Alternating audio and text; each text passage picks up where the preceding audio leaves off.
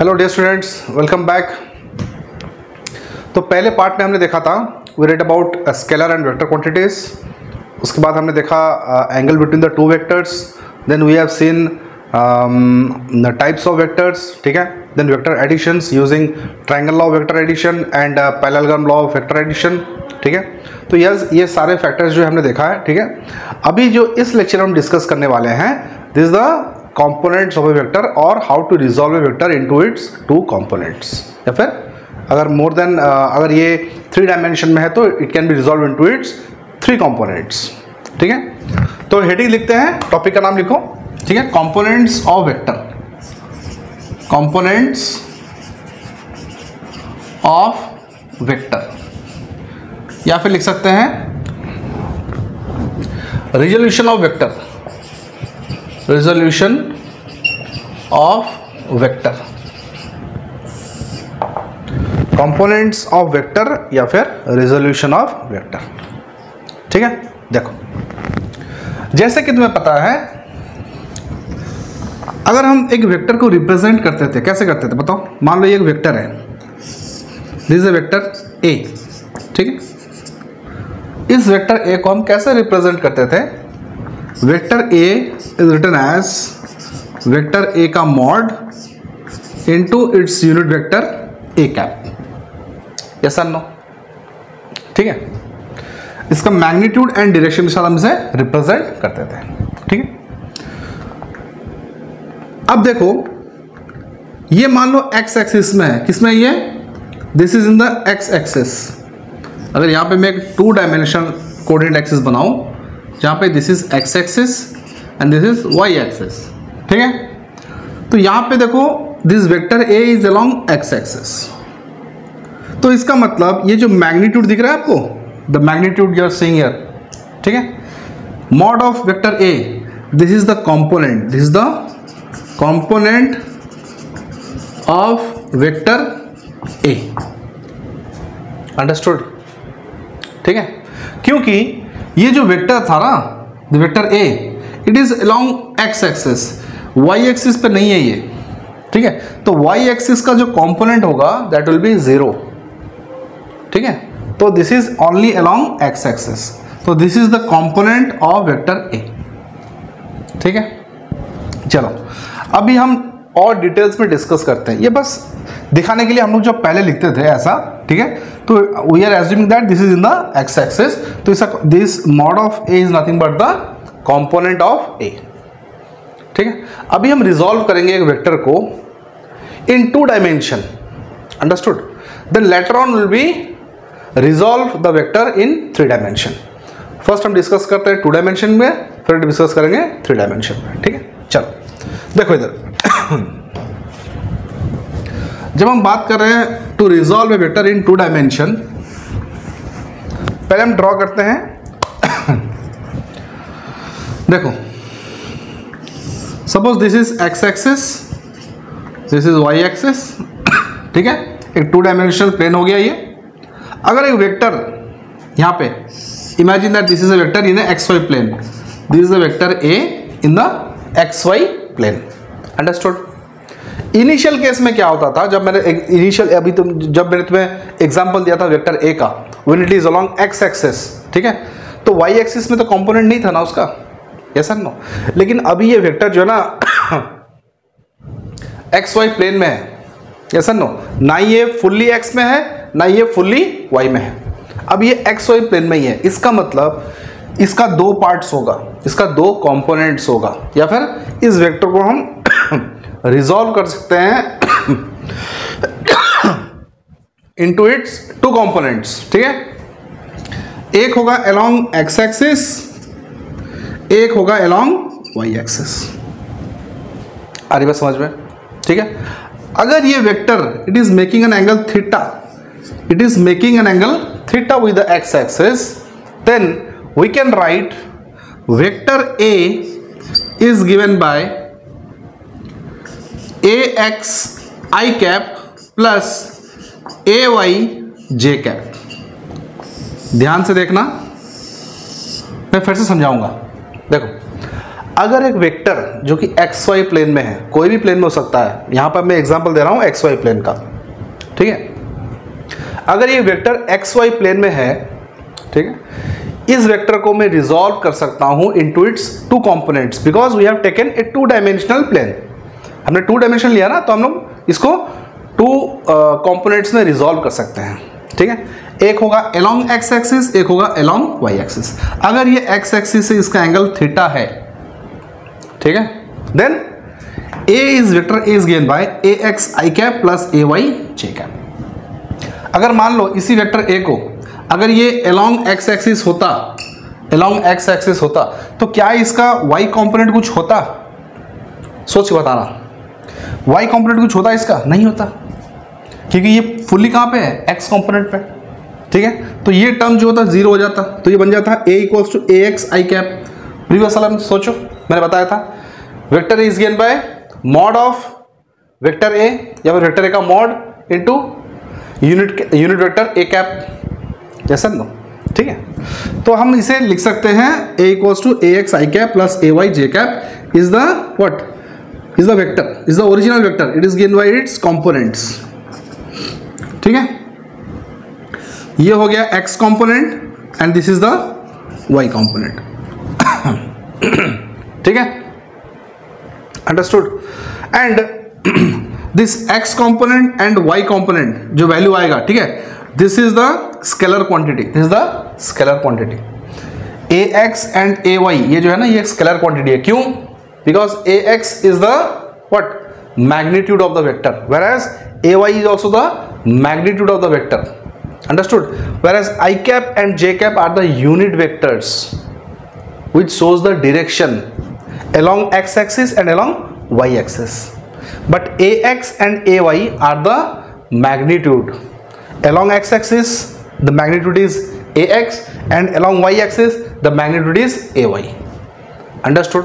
देखो from the trigonometry, ठीक है, अगर यहाँ पे मैं सपोज दिस इज 90 डिग्री, ठीक है, कितना 90 डिग्री है ना, तो यहाँ पे बताओ what is cos theta, what is cos theta? Base by hypotenuse, yes और नो। तो बेस कितना है? बेस मान लेते हैं, सपोज बेस मान लेते हैं x, ठीक है, this is x suppose. Hypotenuse कितना है? वेक्टर a, वेक्टर a का मॉड कितना आएगा? a,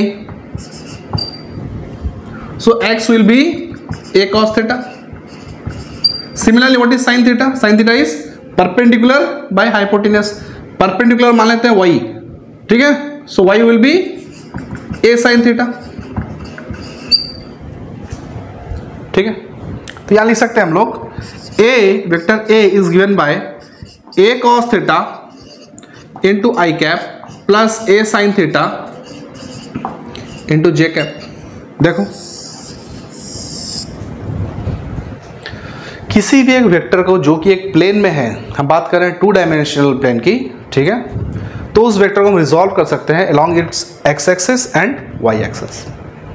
दो कंपोनेंट्स होगा, टू डायमेंशन में है तो उसका कितना कंपोनेंट्स होगा? दो कंपोनेंट्स।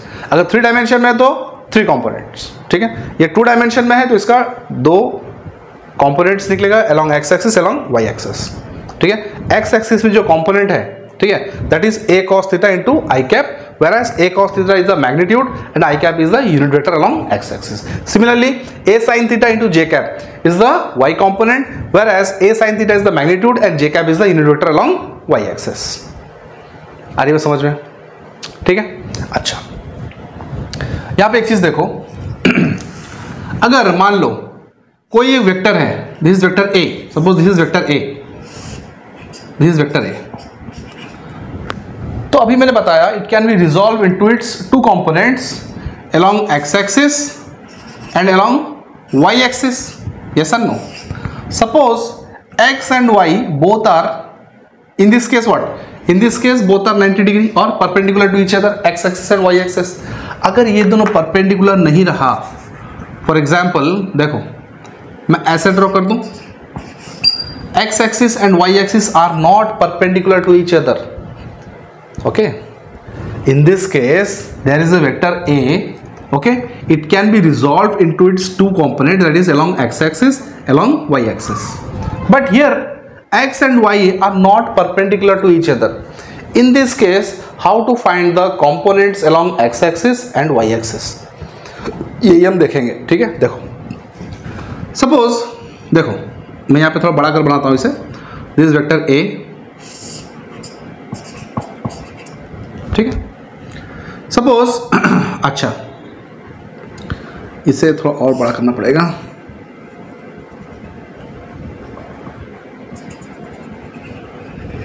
ठीक है।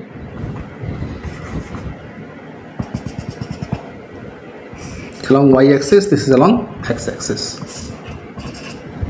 ठीक है। देखो इधर अगर मान लो ये एंगल अल्फा है, ठीक है, और ये एंगल कितना है, बीटा है। Alpha is the angle made by the vector with the x axis and beta is the angle made by vector a along y axis with y axis, ठीक है। अगर ये अल्फा है तो ये भी अल्फा बनेगा, अगर ये बीटा है तो ऑब्वियसली ये भी क्या बनेगा, बीटा। यस और नो, ठीक है। In a triangle sum of the three sides must be equals to 180 degree. So alpha plus beta और ये एंगल, ये जो एंगल है दिस मस्ट बी अल्फा, ये मान लेते हैं एंगल मान लेते हैं गामा, ठीक है। Alpha plus beta plus gamma must be equals to 180 degree in a triangle. Yes और no. So what is gamma, gamma equals to 180 degree minus alpha plus beta. Yes और नो, ठीक है। तो यूजिंग साइन लॉ, अब sine law क्या होता है, अब मान लो ये कंपोनेंट्स है अलॉन्ग एक्स एक्सिस, ठीक है। कितना है, मान लेते हैं रिजल्टेंट है ए एक्स, ठीक है। ए का कितना हो जाएगा, A x divided by opposite angle कितना, साइन बीटा, अंडरस्टूड। सिमिलरली ये वाला साइड देखो, दिस वन, ठीक है। ये साइड क्या है, this is component along y axis. अरे ऐसा no, component along y axis, ये वाला देखो, ये वाला कंपोनेंट अलोंग वाई एक्सिस कितना हो जाएगा, ए वाई डिवाइडेड बाय इसका ऑपोजिट एंगल, ठीक है। ऑपोजिट एंगल कौन सा, ये sine alpha, that must be equals to, ये वाला देखो वेक्टर, देखो वेक्टर, दिस वेक्टर ए, इसका ऑपोजिट कौन सा है, angle alpha. So this is a divided by sine of 180, ये 180 माइनस अल्फा प्लस बीटा।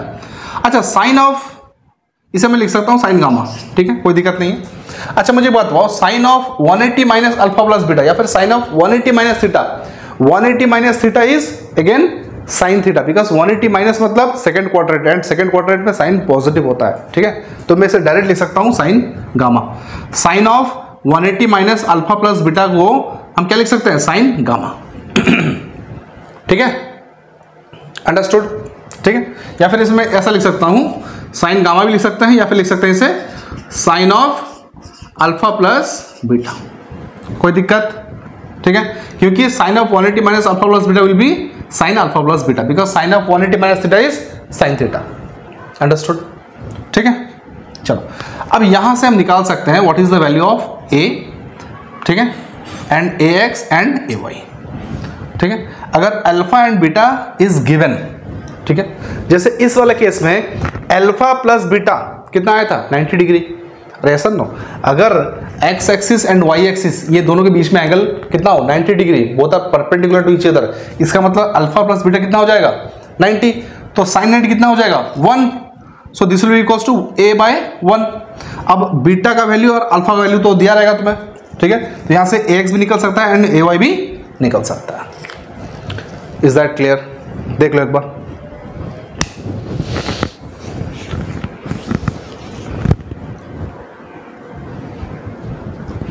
ठीक है,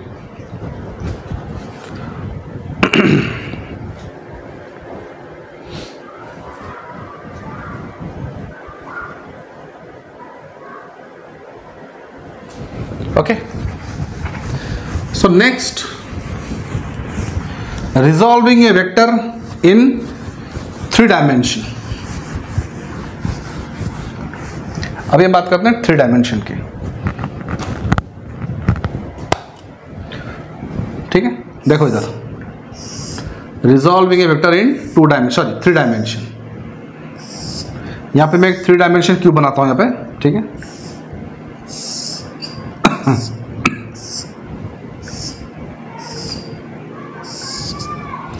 दिस इज एक्स एक्सिस, ये हो गया y axis, and this is z axis, ठीक है। मान लो यहाँ पे एक वेक्टर है, this is origin O, this is a vector कहाँ तक है, यहाँ तक, टचिंग दिस डायगोनल, ठीक है। This vector A making an angle alpha with the x axis, beta with the y-axis and this one gamma with the z-axis. ठीक है। Alpha is the angle between the vector A and x-axis. Beta is the angle between the vector and the y-axis, and gamma is the angle between vector and the z-axis. ठीक है। थोड़ा imagine करो, इसे imagine करो, ठीक है। और ये जो है वेक्टर है ना, इस पॉइंट से लेके इस वाले पॉइंट तक है, ठीक है। ये one of the corner point है, और ये जो है दूसरा पॉइंट है, ठीक है। ये मान लो बैक फेस है, ये क्यूब है ना, this is the front face, देखो ये वाला जो फ्रंट फेस है, देखो this is the front face, this is the front face, imagine करो, ठीक है। और ये जो है बैक एंड है, बैक फेस है, ये बैक साइड, ठीक है। ये फ्रंट साइड है और ये वाला बैक साइड है, ठीक है। दिस इज द ओरिजिन यहाँ पे मान लो, ठीक है। ओरिजिन से लेके यहाँ तक कहाँ पे टच हो रहा है, ये ओरिजिन से शुरू हो रहा है, मतलब ओरिजिन कहाँ पे है, बैक फेस पे है ना। बैक फेस पे क्या है, ओरिजिन है, यहाँ से शुरू है, और फ्रंट फेस के अपर साइड में यहाँ पे टच हो रहा है। This is the diagonal of the cube, understood. This is the diagonal of the cube, and this is represents the vector A, and alpha beta gamma are the angle between the vectors with x axis, y axis and z axis respectively, understood, ठीक है। अभी इस vector A को हमको क्या करना है, resolve करना है इन 3 डायमेंशन। अगर ये 3 डायमेंशन में है, अगर इसे हम रिजॉल्व करेंगे तो कितना कंपोनेंट्स निकलेगा बताओ। अगर 2 डायमेंशन में 2 कंपोनेंट्स था, तो 3 डायमेंशन में 3 कंपोनेंट्स होगा along x axis, y and z axis, yes और नो। तो इसका मतलब यहाँ पे होगा वेक्टर ए को हम लिख सकते हैं ए x i cap plus A y j cap plus A Z के कैप। अरे yes or no, where I cap, J cap and K cap are the unit vectors along x axis, y axis and z axis, ठीक है। and unit vectors are mutually perpendicular to each other, जिसे हम बोलते हैं orthogonal vectors. किसे, I, J, K को, ठीक है। and AX, AY and AZ are the components of vector along x axis, y axis and z axis, ठीक है। तो इसे हम क्या, इसे हम लिख सकते हैं, व्हाट इज कॉस अल्फा, बताओ what is cos alpha, what is cos alpha. इसके लिए एक लिए बताओ व्हाट इज कॉस अल्फा। देखो it is the base by hypotenuse, ठीक है, बेस बाय हाइपोटेन्यूस। ये देखो इधर बेस बनेगा, ये दिस इज एक्स एक्सिस, ये वेक्टर है, दिस इज द वेक्टर, ठीक है, दिस इज द वेक्टर, ये वेक्टर ऐसा है, ठीक है। ये डायगोनली ऐसे मीट करते हो, ये यहाँ से लेके डायगोनली ऐसे जा रहा है, and this is the x axis, ठीक है। दिस इज एंगल अल्फा, ठीक है। बेस, ठीक है, बाय हाइपोटेन्यूस। तो बेस कितना है, what is the base, base हमें निकालना, that is A x by hypotenuse कितना होता है, हाइपोटेन्यूस वेक्टर ए का मॉड, दैट इज ए। इसी तरह कॉस बीटा का निकालेंगे, that is A y by A. इसी तरह कॉस गामा का, that is A z by A, ठीक है। इसे हम बोलते हैं डायरेक्शन कोसाइंस। क्या बोलते हैं इसे, these are known as direction cosines, direction cosines, ठीक है। अगर इसे हम स्क्वायर करें और समेशन करें of the direction cosines, then the value will be equals to 1। देखो if I square it and add it, then the value is going to be 1। कैसे, देखो cos square alpha, sorry cos square alpha plus cos square beta plus cos square gamma, यही निकालना हमें, that is A x square, A x का square by A square plus A y का square by A square plus A z का square by A square. तो ए square common ले लेते हैं यहाँ पे, ठीक है। क्या बन जाएगा ये 1 by A square common, A x square plus A y square plus A z square. ठीक है, तो ये वेक्टर है ना, वेक्टर ए, इसका मॉड क्या होगा? मॉड मतलब इसका वैल्यू, मैग्नीट्यूड क्या बनेगा इसका, क्योंकि हर एक वेक्टर का क्या होता है? मैग्नीट्यूड एंड डायरेक्शन, और डायरेक्शन तो मुझे पता है along x axis, y axis and z axis, but what is the magnitude और द वैल्यू, न्यूमेरिकल वैल्यू कितना होगा? इसका मॉड लेना पड़ेगा, that will be root over of, ठीक है, कितना? ए एक्स का होल स्क्वायर प्लस ए वाई का होल स्क्वायर प्लस ए जेड का whole square. Yes sir no? अगर रूट हटा दें तो क्या बन जाएगा? ये ए स्क्वायर। तो क्या मैं यहां पे लिख सकता हूं ए स्क्वायर, दिस वन, तो it will become A square divide by A square equals to 1। तो क्या इसे हम इक्वल्स टू 1 लिख सकते हैं? ये बहुत ही इंपॉर्टेंट रिजल्ट है, इसे याद रखना, ठीक है, देख लो।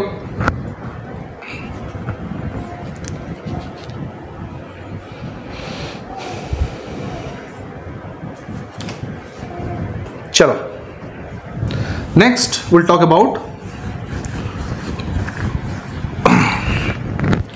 Position vector and displacement vector. Position and displacement vector, position displacement खत्म होने के बाद कुछ न्यूमेरिकल प्रॉब्लम्स करेंगे, ठीक है, उसके बाद ये लेक्चर को वाइंड अप करेंगे यहीं पे, and your next lecture will be on the topic dot product and cross product, ठीक है। नेक्स्ट यहां पे देखो position vector,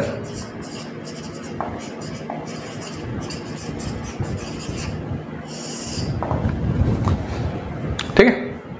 suppose if I draw a 2 dimensional coordinate x y axis, ठीक है, this is the origin.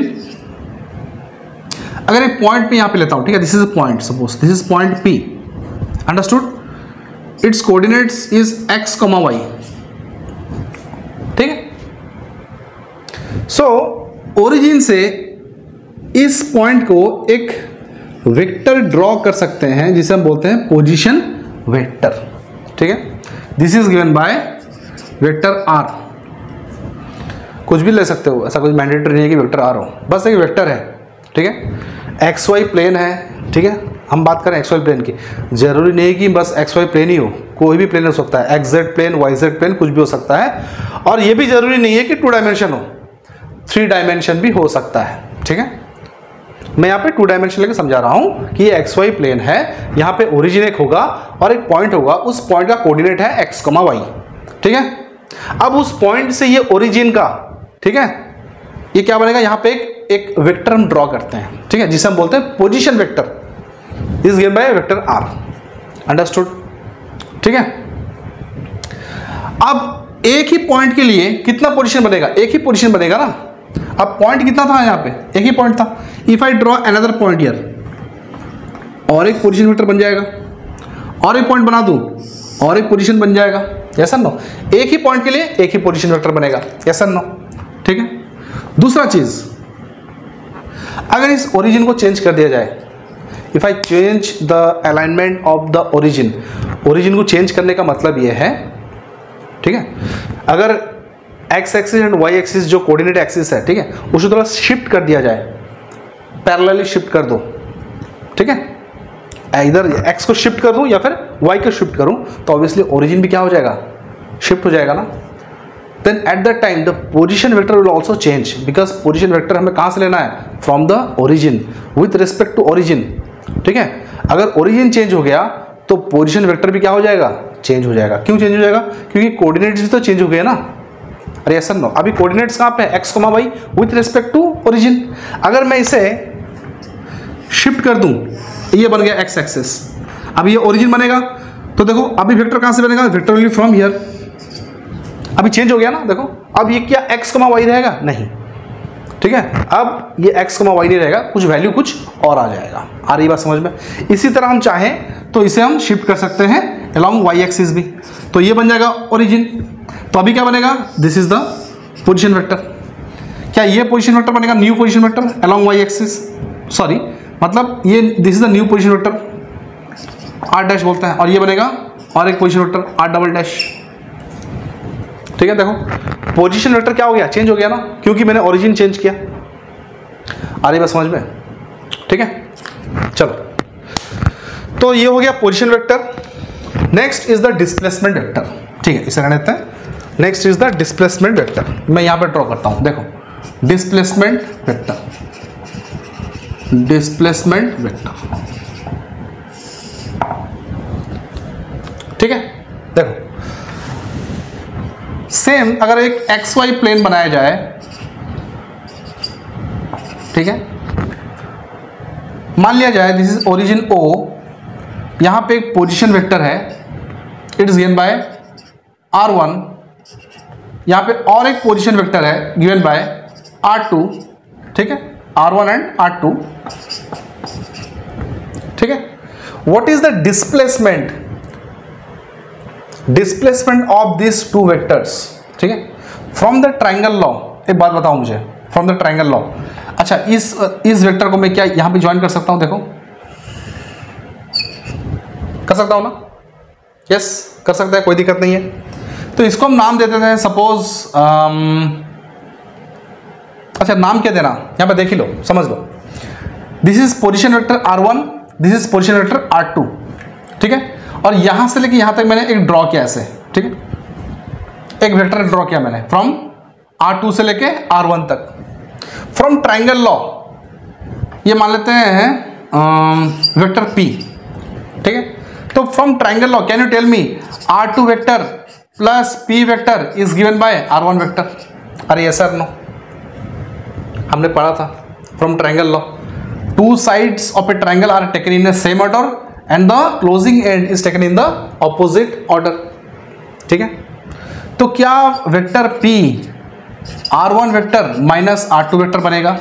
Yes sir, no, मतलब ये हो जाएगा फाइनल पॉइंट, ये हो जाएगा इनिशियल पॉइंट, मैंने बताया था, ठीक है। जब हम लिखते हैं, अगर जब हम इनिशियली हम लोग जब सब्ट्रैक्शन ऑफ वेक्टर्स देख रहे थे ना, subtraction of vectors, that is vector a minus vector b, तो इससे क्या समझ में आता था कि ये फाइनल पॉइंट है और b क्या है, initial point. Yes sir, no. तो इसी तरह ये हो जाएगा फाइनल पॉइंट, ये हो जाएगा इनिशियल पॉइंट। मैंने ड्रॉ कहां से किया है, r2 से लेके r1 तक ड्रॉ किया है, तो r1 is the final point and r2 is the initial point, ठीक है। ये हो गया वन केस। और एक केस हो सकता है अगर मैं वेक्टर को इस तरह बनाऊं, ठीक है, इससे मान लेते हैं वेक्टर q इस तरफ, तो क्या बता सकते हो तुम, vector r1 plus vector q is given by r2 vector? Yes और no? From triangle law r1 plus q, ठीक है, r1 plus q is the two sides of a triangle and the closing side is the opposite direction, that is r2। यहाँ पे vector q को हम लिख सकते हैं r2 vector minus r1 vector लिख सकते हैं, देखो लिख सकते हैं कि नहीं? अरे लिख सकते हैं कि नहीं? इसे लिख सकते हैं ना। तो यहाँ पे फाइनल क्या बना, q जो q वेक्टर है उसके लिए final point is r2, initial point is r1, ठीक है। तो यहाँ पे vector p and vector q both are displacement vector, both are displacement vector. दोनों में फर्क कहाँ पे है? दोनों में फर्क ये है, अगर वेक्टर को हम इस तरह ड्रॉ करें r2 से लेके r1 तक, ठीक है, तो ये बनेगा फाइनल पॉइंट, ये बनेगा इनिशियल पॉइंट p के लिए। For p r1 is the final point, r2 is the initial point. चाहो तो आप नोट डाउन कर सकते हो, ठीक है, बहुत इंपॉर्टेंट कॉन्सेप्ट है ये। इसी तरह वेक्टर q के बारे में बात करें तो r2 बनेगा final point and r1 is the initial point. This is the displacement, and ये डिस्प्लेसमेंट हमने कैसे निकाला? From the triangle law, from the triangle law, ठीक है। So this is all about your what, position vector and displacement vector, ठीक है। अब कुछ न्यूमेरिकल्स करते हैं इसके रिलेटेड में। अच्छा, और एक कॉन्सेप्ट रह गया इसमें, दैट इज लैमिस थ्योरम, वो भी देख लेते हैं। इसे मिटा दूं, लैमिस थ्योरम में बाकी है, उसे भी देख लेते हैं।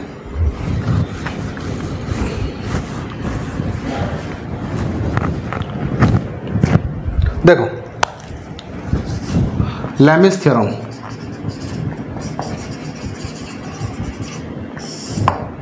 मान लो ये वेक्टर a है, ठीक है, this is another vector b, this is another vector c, ठीक है,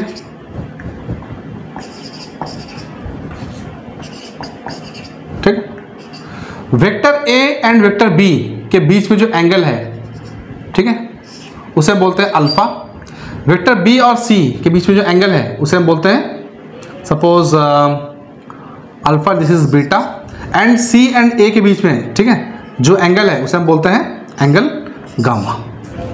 देखो मैंने इसको एक्सटेंड कर दिया, ये तो ट्रायंगल लॉ है ना, ट्रायंगल लॉ है ना, वेक्टर ए बी और सी, अरे सुनो, ए बी एंड सी, ठीक है, ये ट्रायंगल है जिसका क्लोजिंग साइड जो है क्या है, taken in the same sense, opposite sense में नहीं है। अगर मैं इसका रिजल्टेंट निकालूंगा ना तो ऐसे बनेगा, ये vector a plus vector b plus vector c is given by 0, ये ऐसा बनेगा क्योंकि जो रिजल्टेंट है it is taken in the same sense, a b c. अगर ये ऑपोजिट सेंस में होता तो a plus b equals to c होता। हरी बात समझ में, ठीक है। तो इस वाले केस में देखो ए और बी के बीच में एंगल कितना है, तो यहाँ तो हेड है, ये तो टेल है, इसका हेड और इसका टेल कनेक्टेड है, लेकिन एंगल निकालने के लिए मुझे क्या चाहिए, both of the tail must be connected. तो इसे मैंने थोड़ा यहाँ शिफ्ट कर दिया, मान लो अगर मैं इसे यहाँ शिफ्ट कर दूँ वेक्टर ए को, तो यहाँ पे इसका टेल आ जाएगा, तो टेल और टेल बनेगा कितना, अल्फा, ठीक है। अब लैमिस थ्योरम क्या बोलता है, ठीक है, लैमिस थ्योरम ये बोलता है, देखो A by sine alpha, sorry A by sine beta, understood, equals to B by sine gamma equals to C by sine alpha, ठीक है। ए मतलब वेक्टर ए का मॉड डिवाइड बाय ऑपोजिट, इसका जो ये दोनों के बीच में एंगल, ये जो ऑपोजिट वेक्टर्स है यहाँ पे, वेक्टर ये वेक्टर ए हो गया, और वेक्टर और कौन सा वेक्टर बचा, बी और सी। बी और सी के बीच में जो एंगल है that is beta, that is a by sine beta equals to B by sine gamma and C by sine alpha, c by sine alpha, ठीक है। इसे हम ऐसा भी ड्रॉ कर सकते हैं, जो वेक्टर ए है, वेक्टर ए को मैंने ऐसा बना दिया, दिस इज वेक्टर ए, ठीक है। वेक्टर बी को अगर मैं तीनों को टेल से टेल कनेक्ट किया जाए तो क्या वेक्टर बी ऐसा बनेगा, देखो ये वेक्टर ए को मैंने यहाँ शिफ्ट कर दिया। इस तरह वेक्टर सी को, ठीक है, वेक्टर सी और बी, इसको अगर मैं शिफ्ट कर दूं तो क्या ये ऐसा बनेगा, वेक्टर सी, देखो ध्यान से, ए और बी, ठीक है, ए और बी के बीच में एंगल कितना है, अल्फा। बी और सी के बीच में एंगल कितना है, बीटा, और यहां पे एंगल कितना है, अल्फा, गामा, ठीक है। तो इसका मतलब A by sine beta, B by sine gamma and C by sine alpha, this is the Lami's theorem, understood, लिख लो। Next will be solving some numerical problems. चलो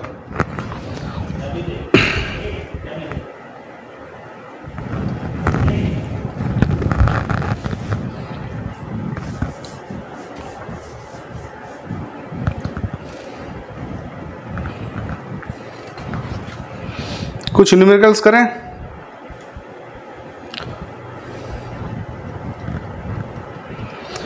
फाइंड मैग्नीट्यूड लिखो, ठीक है, पहले से मिटा देते हैं।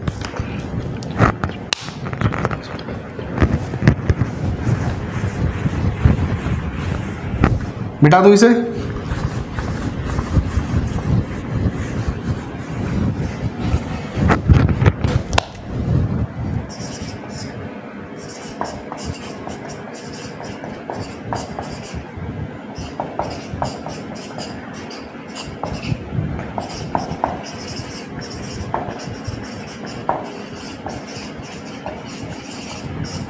आपको निकालना है direction cosines for this vector A given by 3i cap minus 4j cap plus 5k cap. Video pause करो और फट से सॉल्व करो, ठीक है,